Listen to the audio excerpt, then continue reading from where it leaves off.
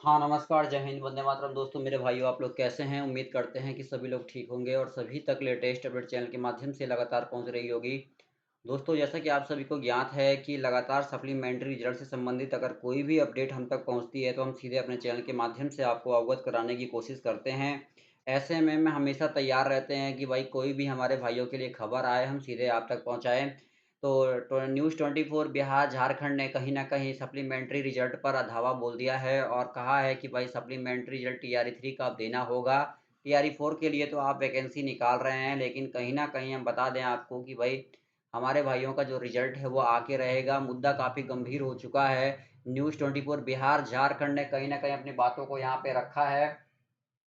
स्पष्ट रूप से तमाम बातें यहाँ पे की है। उन्होंने कहा है कि भाई टीआरई 4 का सप्लीमेंट्री रिज़ल्ट आपको देना होगा, शिक्षक अभ्यर्थी इंतज़ार में हैं और उनका रिज़ल्ट अगर आप नहीं देते हैं, तो कहीं न कहीं कह रहे हैं कि भाई हम आपके मतलब बीपीएससी के खिलाफ अब आगे हाई कोर्ट का सहारा लेंगे और कहीं न कहीं शिक्षकों के हक के लिए लड़ाई जो है वो जारी रहेगी।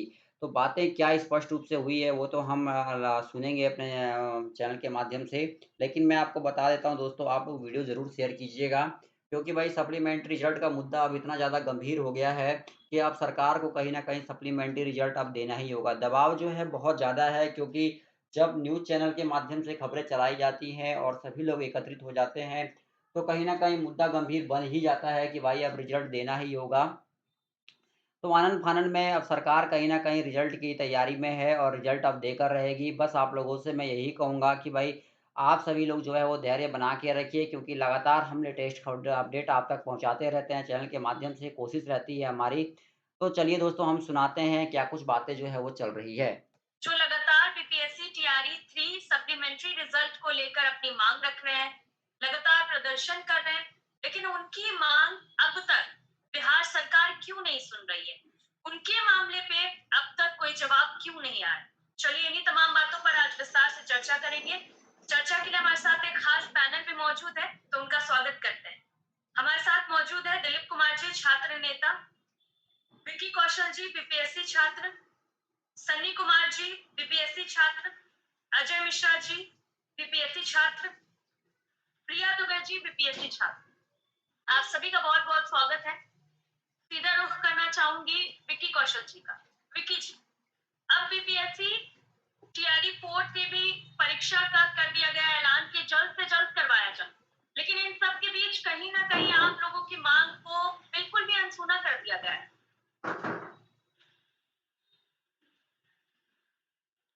विकी जी, म्यूट पे अनम्यूट कर लीजिए। देखिए, सबसे पहली ये बात है कि सरकार जो अभी है वोट बैंक के लिए न जाने कितने प्रकार का जो है रणनीति बना रहा है। अभी जिस तरह से हम लोग के साथ जिस तरह से नीतीश कुमार जी के ट्विटर हैंडल से एक ट्वीट आया है कि टीआरई 4 के लिए जल्द से जल्द सीट की गणना किया जाए और टीआरई 4 का बहाली के लिए प्रोसेस को शुरू किया जाए। ये सब चीज को हम लोग नहीं देखते हुए हम लोग अपनी मांग को अभी भी जारी रखेंगे। अपनी मांग को लगातार हम लोग रखेंगे, चाहे जितने बार आंदोलन करना पड़े, इसके लिए जितने भी लाठी हम लोग को खाना पड़े, हम लोग इसके लिए तैयार हैं।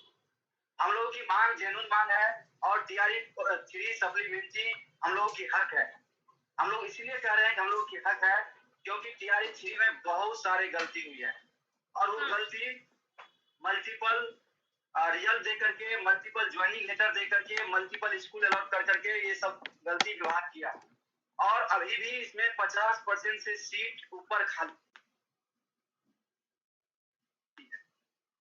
तो हम लोग जो टाई ब्रेकर से हैं, कोई 1 नंबर कोई 2 नंबर से अभ्यर्थी बच रहे हैं, उनका हक है और ये जेन्युइन मांग है। और इस मांग के लिए अगर सरकार हम लोग को दरकिनार करेगा तो हम लोग भी अभ्यर्थी हैं, हम लोग भी लड़ाई लड़ना जानते हैं। ये लड़ाई तब तक लड़ेंगे हम लोग जब तक हम लोग की मांग पूरा ना हो जाए। अब बताइए, हम लोग के साथ सबसे पहले बात एक चीज और बता देना चाहते हैं कि जब फॉर्म निकला था उस समय आरक्षण के हिसाब से सीट की संख्या कुछ और थी। जब एग्जाम हो गया, एग्जाम के बाद ये लोग इस आरक्षण नीति को छेड़छाड़ करके सीट को का संख्या एकदम से इधर से उधर कर दिया। जैसे कि आपको बता देते हैं कि ईबीसी का जो 18% सीट होता है उसको आप 12% दे रहे हैं। ओबीसी का जो 12% होता है उसको आप 8% दे रहे हैं। जनरल में 35 से 40% होता है उसको आप 50% सुपर सीट देते हैं। ये कहाँ का नियम लगा रहे हैं? ये कहाँ से आप लोग लाते हैं ये सब खोज करके? हम लोग अपनी मांग को आज 6 महीना से रख रहे हैं गर्दनी बाग में बैठ करके। 6 महीना से ऊपर 7वां महीना चल रहा है अभी, और अपनी मांग को हम लोग शांतिपूर्ण तरीके से शिक्षा मंत्री जी से मिल करके, विभाग में मिल करके अपनी बात को रख रहे थे। ये लोग लगातार आश्वासन दे रहे थे कि आप लोगों की मांग को पूरा किया जाएगा, आप लोगों की मांग को सुना जाएगा। लेकिन अचानक से टीआरई 3 के सप्लीमेंट्री पे नहीं चर्चा करके नीतीश कुमार जी के ट्विटर हैंडल से टीआरई 4 का चर्चा होने लगता है। तो ये सब चीज हम लोग बर्दाश्त नहीं करेंगे। इसके लिए जो भी करना पड़ेगा हम लोग करेंगे। आने वाला समय में हमारे दिलीप भैया हैं, ये बहुत ही, इनसे हम लोग बहुत कुछ सीखे हैं। इनसे सीख करके हम लोग आगे आंदोलन करते रहते हैं। तो इनको भी साथ लाएंगे। भैया से भी रिक्वेस्ट करेंगे कि आप भी मेरे साथ आइए, हम लोगों की लड़ाई को मजबूती से लड़िए, और इसमें हम लोग एकदम से जब तक हम लोग की मांग पूरा ना होगा हम लोग लड़ते रहेंगे। ठीक है विक्की जी, सीधा रुख करना चाहूंगी दिलीप जी का। दिलीप जी, नीतीश कुमार तो कह रहे हैं कि 25 में फिर से उनकी सरकार बनी तो वो 1 करोड़ युवाओं को नौकरी देंगे। क्या कहना चाहेंगे? तो क्योंकि आप लोग जो मांग उठा रहे हैं वो तो पूरी नहीं हो रही। देखिए, ये तो घोषणा सरकार ने किया है, लेकिन सबसे बड़ा सवाल है कि आप 1 करोड़ नौकरी दीजिएगा 2025 से 30 में, लेकिन अभी जो वैकेंसी पहले से निकली हुई है उसको तो पहले पूरा करवा दीजिए। उसके तो सारी रिक्ति को भर दीजिए। टीआरई 3 में जैसे सप्लीमेंट्री रिजल्ट, और सप्लीमेंट्री रिजल्ट करने का क्या मतलब? ये तो आप जितनी वैकेंसी निकाले हैं उतने पद पे आप नियुक्ति कर दीजिए। सप्लीमेंट्री रिजल्ट की बात ही नहीं तब होगी। जितने पदों पे आपने वैकेंसी निकाला उतने पदों पे आपने स्कूल में नियुक्ति किया क्या? नहीं किया, तो फिर वैकेंसी का क्या मतलब? ये 1 करोड़ ऐसे ही पूरा होगा क्या? कि मतलब 1,70,000 निकालेंगे, स्कूल में ज्वाइन कराएंगे 40,000 को, कह देंगे 1,70,000 हमने नौकरी दे दिया। तो इस तरह से 1 करोड़ क्या 10 करोड़ भी पूर जाएगा तब। इस तरह से अगर संख्या पुराना है तो 1 करोड़ क्या 10 करोड़ भी नौकरी हो जाएगी। तो ऐसी नौकरी नहीं चाहिए। नौकरी वैसी चाहिए कि आप 10,000 ही दीजिए, लेकिन सही से दीजिए, विज्ञापन भी सही से निकालिए, और रिजल्ट से पहले आप काउंसलिंग कराइए। अभी भी बीपीएससी तैयारी में क्या हो रहा है, शिक्षक भर्ती में कोई जांच नहीं हो रही है। मैं आज भी चैलेंज कर रहा हूँ शिक्षा विभाग को और बीपीएससी को कि जितने भी बीपीएससी तैयारी 1, तैयारी 2, तैयारी 3 से चयनित हुए हैं, शिक्षक बने हैं, स्कूल में पढ़ा रहे हैं, सबकी जांच की जाए। तो हजारों लोग फर्जी निकलेंगे।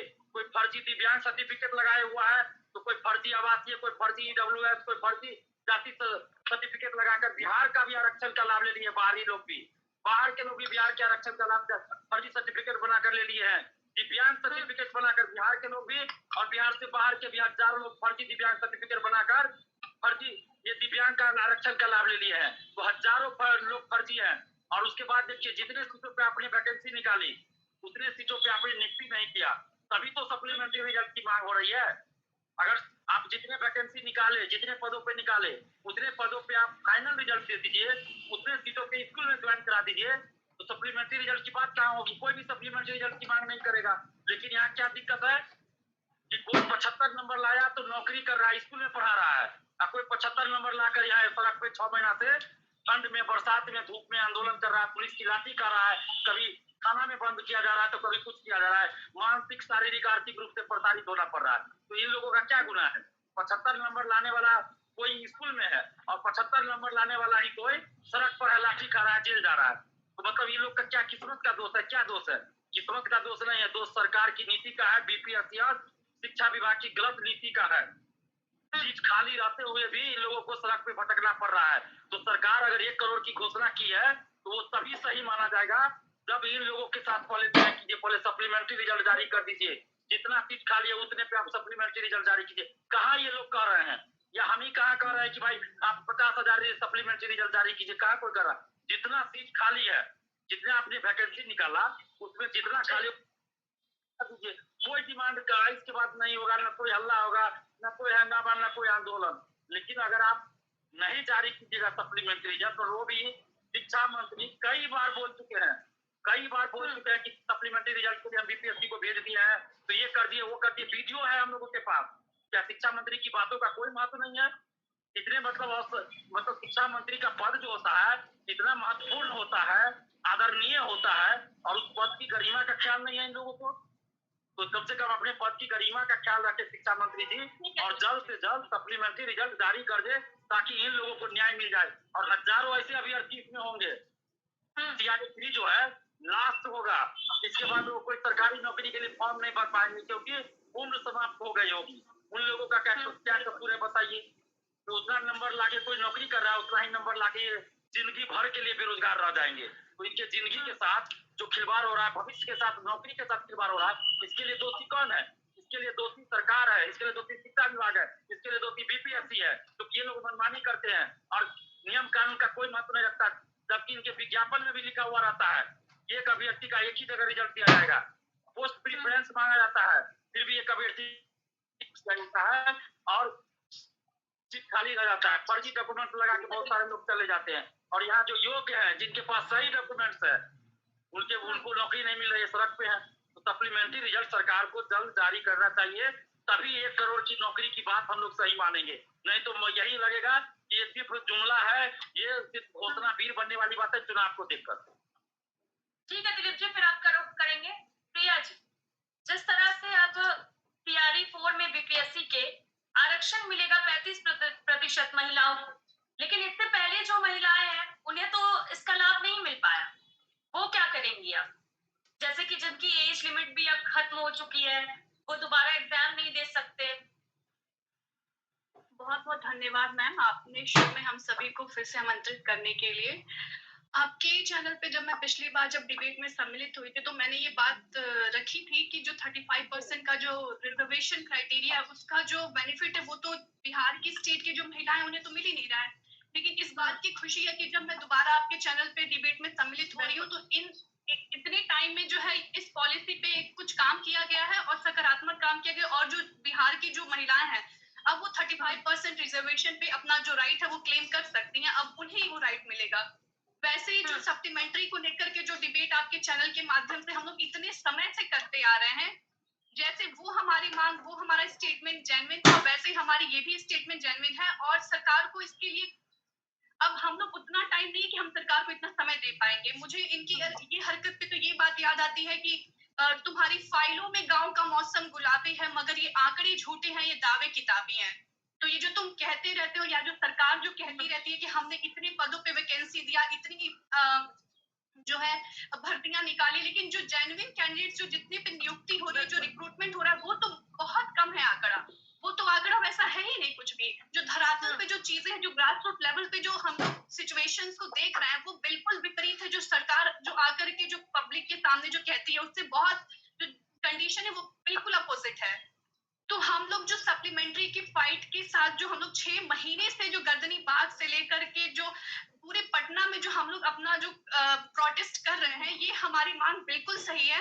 और हम लोग अब सरकार को, अब आपके चैनल के माध्यम से हम ये कहेंगे कि सरकार को हम लोग वार्निंग देते हैं कि आने वाले 3 से 4 दिनों में अगर सरकार इस पर कोई ठोस निर्णय नहीं लेती है तो हम लोग वापस से एक बहुत विकराल और विशाल रूप लेकर के उन लोगों को चुनावी में टक्कर देने का काम करेंगे। तो मुझे लगता है कि सरकार को बिल्कुल अब वो समय आ गया, अब हमारे पास कोई टाइम लिमिट नहीं बचा है। हमारे साथ ऐसे ऐसे अभ्यर्थी इस सप्लीमेंट्री के मूवमेंट से जुड़े हुए हैं जिनका ये आखिरी प्रयास है। टीआरई 3 का जो प्रोसेस है ये आखिरी प्रयास है, अब वो कभी एग्जाम में नहीं बैठ पाएंगे। और इसमें उनकी कोई गलती नहीं है कि आपने 87,000 पे नियुक्ति आपने विज्ञापन जारी किया और उन्हें तो नहीं पता था ना कि 66,000 पर रिजल्ट प्रकाशित होगा। उन्हें क्या पता था, वो तो 87,000 ही मान के चल रहे थे। तो जो हम लोग चूके हुए हैं, जो 1-2 नंबर से, जो टाइप ब्रेकर से, ये आपकी गलत नीतियों की वजह से हम लोग चूके हुए हैं। हमारे अंदर कहीं से कोई कमी नहीं है। हम लोग यहाँ तक अगर पहुंचे हैं तो बहुत सारे एग्जाम्स को पास करके और चरणबद्ध तरीके से हम लोग यहाँ तक पहुंचे हुए हैं। लेकिन हम लोग देखते हैं जब रिक्रूटमेंट होता है तो आपके डीवी में, मतलब ऐसा तो कहीं नहीं होता होगा कि 20-20 हजार 15-15 हजार बच्चे डीवी में छटते हो। जितनी नियुक्तियां कहीं नहीं आती उससे ज्यादा तो आपके डीवी में लोग छट रहे हैं। और जो जेन्युइन कैंडिडेट्स है वो प्रोटेस्ट कर रहे हैं। तो हमारे पास अब समय नहीं बचा है। अब हम वार्निंग की स्टेज पे आ चुके हैं कि सरकार को हम वार्न कर रहे हैं कि हमारे लिए कुछ सोचिए, आप हमारे सप्लीमेंट्री के लिए कुछ सोचिए, नहीं तो हम लोग कुछ ठोस कदम हम लोग उठा सकते हैं। ठीक है प्रिया जी। देखिए मैम, सीधे करना चाहूंगी अजय जी का। सनी जी इनके बाद फिर आपका रुख करूँ। अजय बहुत जी, बहुत धन्यवाद। बहुत बहुत जिस तरह से महिलाओं को आरक्षण देने की बात कही जा रही है, लेकिन कहीं ना, ये तो अच्छी बात है, अच्छा कदम है बहुत, लेकिन कहीं ना कहीं पुरुषों को तो नजरअंदाज किया जा रहा है। लेकिन मैं सभी मुद्दाओं पे आना चाहता हूँ। ये जो महिलाओं को 35% आरक्षण की बात है, ये तो बहुत पहले से है। इसको इम्प्लीमेंट और पहले टीआरई 1 से ही इसको इम्प्लीमेंट क्यों नहीं किया गया? सवालिया निशान खड़ा होता है सरकार पे, सरकार के पॉलिसी पे। 35% रिजर्वेशन महिलाओं को सभी रिक्रूटमेंट में पहले से ही दिया गया है, लेकिन इसका इम्प्लीमेंटेशन नहीं हो गया, नहीं हुआ अभी तक। टीआरई 3 में एक बहुत ही संजीदा मुद्दा है। विकी जी ने कहा कि जब रोस्टर बन के आया था तो उसमें आरक्षण कैटेगरी वाइज दिया गया था, लेकिन बाद में जब एग्जाम ले लिया गया, रिजल्ट आने के दिन उस रोस्टर में छेड़छाड़ किया गया और इस तरह से उसमें छेड़छाड़ किया गया, जैसे ईडब्ल्यूएस को मिलता है 10%, उसको कहीं पे 4% दिया गया, कहीं पे 5% दिया गया। तो ये सारी आंकड़े जो है आपके नीति को दर्शाती है कि आपका नीति क्या है। और ये जो भी 35% महिला का आरक्षण या फिर टीआरई 4 की घोषणा, ये तो इनका चुनावी एजेंडा है। 1 करोड़ को ये सरकारी नौकरी और रोजगार देने वाले हैं अगले पंचवर्षीय में। ये सारे इनकी चुनावी एजेंडा ये सेट कर रहे हैं, लेकिन इनका जो नीति है युवा के प्रति कितना ये संजीदा है, कितना संवेदनशील है, और इनके नीति को उजागर हम टीआरई 3 अभ्यर्थी कर रहे हैं पिछले 6 महीनों से और आगे भी करेंगे। आपने टीआरई 3 में आप ये जो आंकड़ों का मैनिपुलेशन आप जो कर रहे हैं ना, वो हम लोग को बखूबी पता है और हम ये बात जन जन तक पहुंचाएंगे, सभी घर घर तक पहुंचाएंगे। आप मैनिपुलेशन का खेल खेल रहे हैं। आप टीआरई 3 में वैकेंसी निकालते हैं 87,000, आप भरते हैं 35 से 40,000, मोर देन 50% सीट आप बचा लेते हैं। इसी को आप टीआरई 4 में ले जा रहे हैं। ये आप निरंतर टीआरई 1 से खेल खेलते आए हैं। टीआरई का खेल अब नहीं चलेगा और सप्लीमेंट्री पे आप अगर संज्ञान नहीं लेते हैं तो हम डंके की चोट पर कहते हैं, हम आपका पुरजोर विरोध करेंगे। और आप मत भूलिए, नीतीश कुमार वही हैं जो 1974 में जेपी आंदोलन जो छात्रों के द्वारा ही आयोजित किया गया था और बिहार सरकार के भ्रष्टाचार और गलत नीतियों के विरोध आयोजित किया गया था। और वही जेपी आंदोलन के उपज है श्रीमान नीतीश कुमार जी और लालू प्रसाद यादव जी। तो आप युवा की अनदेखी इस तरह से नहीं कीजिए, नहीं तो ये आपको भुगतना पड़ेगा। हालांकि आपको क्या भुगतना पड़ेगा, आप अपने उम्र के आखिरी पड़ाव पे हैं। श्रीमान नीतीश कुमार जी आखिरी पड़ाव पे हैं, लगभग रिटायर कर गए हैं, तो इनको कोई फर्क पड़ता नहीं है ये हारे जीते सत्ता इनके पक्ष में रहे नहीं रहे। लेकिन आप जिस तरह से तानाशाही आपके विभाग के द्वारा, आपके पुलिसिया प्रशासन के द्वारा हम लोग पे तानाशाही किया जाता है, तो हम भी तैयार हैं और हम इस बार जेल भरो आंदोलन करेंगे। और हम ऐलान करना चाहते हैं आपके चैनल के माध्यम से कि 2 से 3 दिन में अगर टीआरई 3 सप्लीमेंट्री वालों पे ये संज्ञान नहीं लिए। अच्छा बताइए, आपकी नीति है कि आप 1 करोड़ को रोजगार देना चाहते हैं, नौकरियां देना चाहते हैं, आप आंकड़ों का खेल कैसे खेल रहे हैं? तो आपको सप्लीमेंट्री देने में क्या दिक्कत है? हम लोग क्वालिफाइड नहीं है क्या?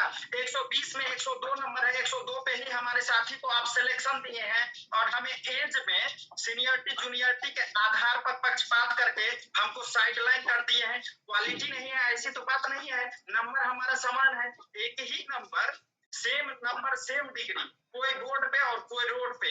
आपके पास आंकड़ा नहीं है। सुप्रीम कोर्ट का जजमेंट है कि जो भी रिक्रूटमेंट आप निकालते हैं आपको एनी हाउ 75% सीट फुलफिल करना पड़ेगा उसी रिक्रूटमेंट में बैठे अभ्यर्थियों से।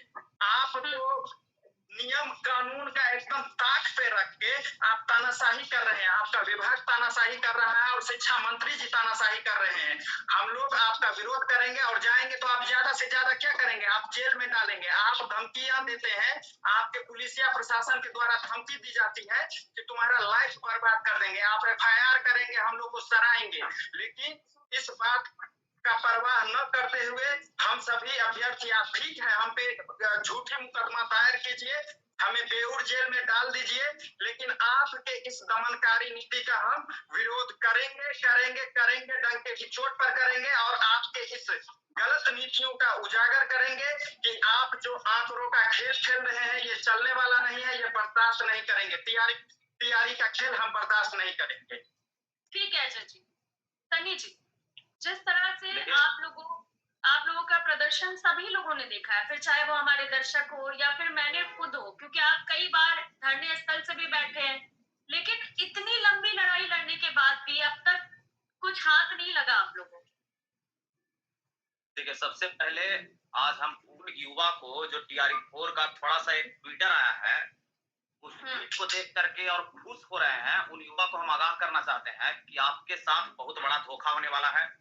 आज हम पार्टी कार्यालय में जदयू ऑफिस गए थे, वहां पर देखे कि कम से कम 20-25 की संख्या में टीआरई 4 के नए-नए युवा जो अभी टीआरई में वो मतलब कि एग्जाम देने के लिए वो स्टार्ट किए हैं, वो खुश हो रहे थे और शिक्षा मंत्री से कॉल कर रहे थे कि टीआरई 4 आने वाला है। शिक्षा मंत्री इस पर अच्छा-अच्छा आश्वासन दे रहे थे कि हाँ आने वाला है।